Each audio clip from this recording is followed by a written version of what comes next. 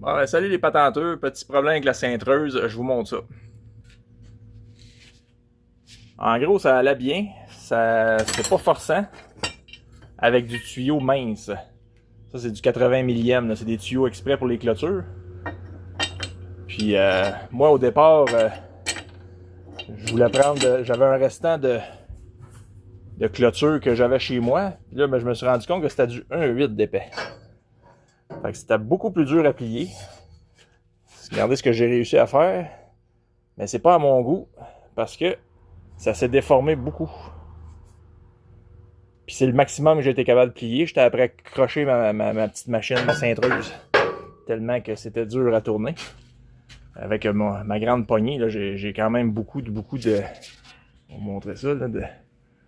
J'ai quand même beaucoup de force là, pour tourner ça, pour tourner la poignée. Hein. Puis là, c'est ça. Ce qui est arrivé, c'est qu'avec le plus mince, lui, ce qu'il a fait, c'est qu'il a kinké. Carrément. Au lieu de plier en rond, il a kinké. Fait que là, je me demandais pourquoi. Là, je me suis fait dire que probablement que mes poulies, moi j'ai fait moitié-moitié. Mais en étant moitié-moitié, le matériel, il cherche à ressortir d'entre les deux, puis de plier en deux, au lieu de rester à la bonne épaisseur. Si ma poulie sera plus profonde, ben, il cherchera moins à kinker. Fait que là, puis là, je me suis rendu compte que ça demande beaucoup de force quand même. Mon aluminium est très mince dans le bout, puis elle cherche à accrocher. Fait que là, je suis allé me chercher des roulettes d'acier. Que je vais me refaire deux poulies avec des roulettes en acier, plus épaisses.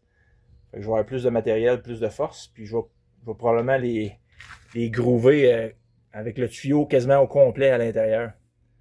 Fait qu'à ce moment-là, il ne pourra pas se déformer, il ne pourra pas aplatir parce qu'il va être pogné tout le long dans la poulie. Fait que je vous tiens au courant.